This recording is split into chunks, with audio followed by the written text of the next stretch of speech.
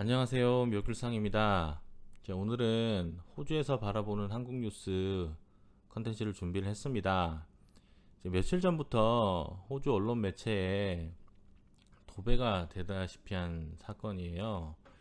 뭐냐면 한국에선 뉴스가 배낭여행객 8명 죽인 호주 연쇄 살인범 밀런, 아이반 밀런일 거예요.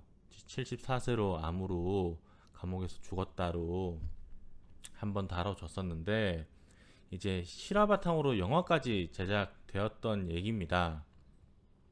그래서 지금 연일 보도가 되는 상황이고, 호주에서도 이례적으로 이제 계속 서치를 해보면 2, 3일 전부터 이제 다뤄지고 있고요. 심지어는 이제 죽어서 실려나가는 것까지 이런 식으로 방영이 될 정도로 연일 보도가 되었었어요.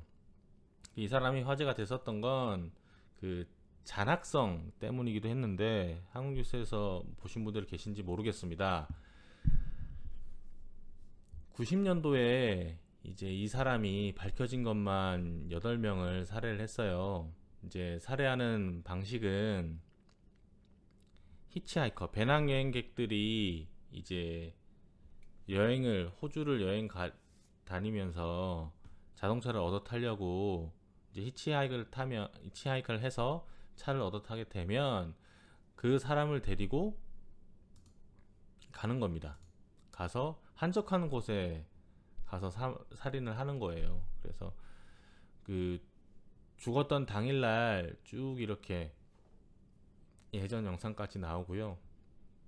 그리고 피해자 사진들, 그리고 이 사람이 예전에 찍은 사진, 총 들고 있는 사진, 그리고 죽기 전에 사진입니다. 이제 병원 왔다 갔다 하면서 암으로 사망을 했어요. 그런 내용들이고 쭉 있는데, 이 잔혹성이 상당했습니다. 그리고 마지막까지 본인의 죄를 인정을 하지 않았어요. 이 사람이 했던 건 심지어 사냥까지 즐겼다라고 해요. 어느 곳에 데리고 가서 이제 탈출을 했을 거 아닙니까? 탈출 시도를 하면 뛰어가는 사람을 이제 사냥하듯이 살해를 했다. 그리고 발견이 된 건 여러 가지 증거가 이 사람을 향해 있어서 당연히 검거가 된 내용이지만, 이 당시만 해도 많은 인력들이 20명이나 배당이 됐고 50만 달러의 현상금을 범인 체포에 내걸어서 이제 잡은 내용이에요. 또 한국 뉴스에서 저는 좀 이상한 점이, 한국은 이 살인범을 다룰 때 이런 걸 꼭 넣는 것 같아요. 가족이 인터뷰를 했다. 이제 밀럿이란 이 사람이 10살 때부터 사람을 죽이려고 했는데 그게 몸에 밴 것 같다. 이 인터뷰 내용을 저도 찾아본다고 찾아봤는데 없었습니다. 어디에도 이 가족이 인터뷰했던 내용들은 있어요. 내용들은 있는데 어릴 때부터 이렇게 했다라고 하는 거는 제발 출처를 명시를 해주셨으면 좋겠어요. 그리고 한국에서는 요즘 살인범을 다룰 때 항상 불우한 가정 환경을 원인인 양 다루거든요. 좀 가슴이 아픕니다. 어려운 가정 환경이 영향을 줄 수는 있지만, 어렸을 때부터 그런 마음을 먹고 커서 된다라는 식으로 이런 스탠스가 저는 상당히 거슬렸어요. 그래서 제 딴에는 이게 며칠 전에 벌어진 거고, 호주에서도 연일 방영이 될 때마다 좀 주의 깊게 찾아본다고 찾아봤었거든요. 이런 게 있나, 실제로 호주에서도 이런 뉴스를 다룰 때 이런 걸 보나. 근데 제가 찾은 바는 없었습니다. 근데 혹시 찾으시는 분들은 댓글로 알려주시면 제가 정정을 하든 그건 제가 픽스를 할게요. 그래서 이런 거는 이제 한국의 스탠스가 좀 아쉽다라는 게 안타까웠고요.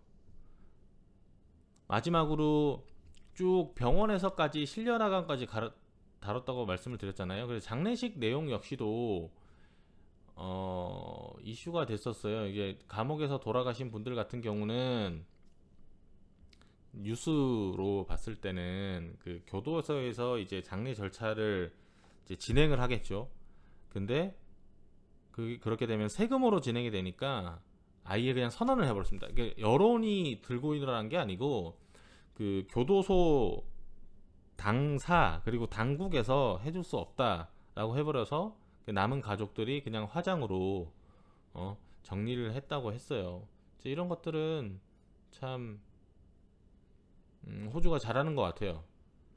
규정이 있다 하더라도 여론을 의식해서가 아니라 이런 비인간적인 이런 것들은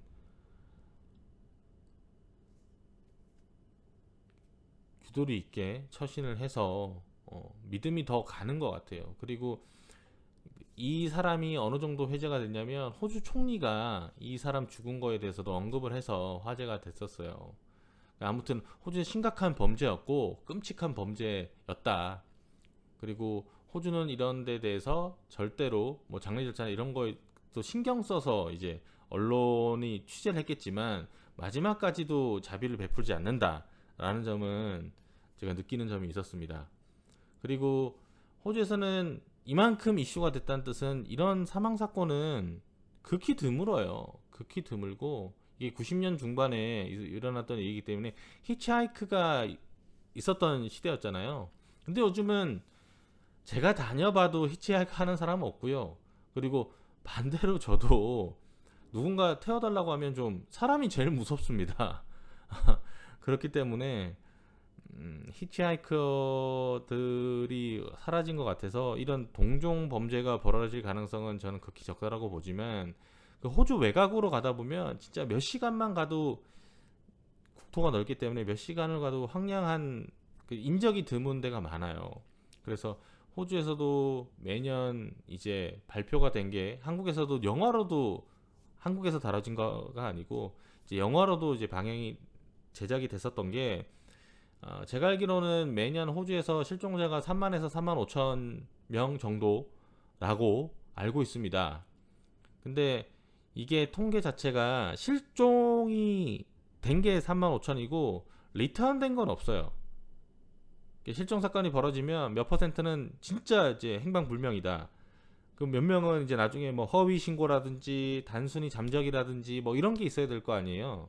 이제 그런 부분에 대해서는 정확한 통계가 없기 때문에 매년 3만 명씩 죽는다고 하면 얼마나 많은 수가 매년 이제 죽는다, 없어진다, 이렇게 위기조장 같은 것들은 가려서 들으셨으면 합니다.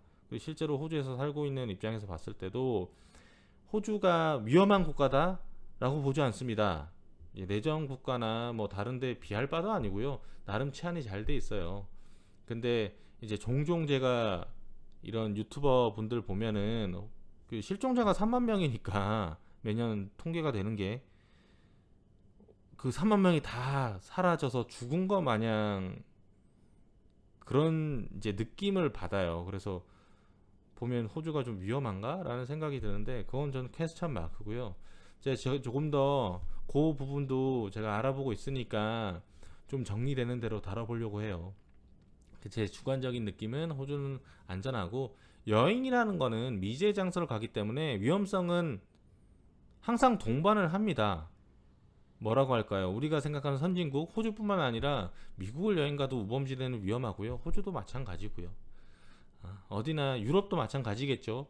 그러니까 그런 것들은 본인이 이제 기본적으로 우범지대라는 것들은 확인하고 가시는 게 좋을 것 같고요.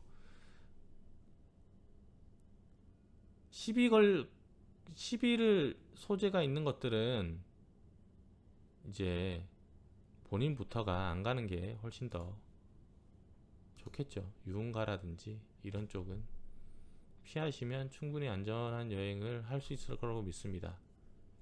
이상 여기까지입니다. 도움이 되셨다면 구독, 추천, 좋아요 부탁드리고요. 시청해 주셔서 감사합니다. 좋은 하루 되십시오.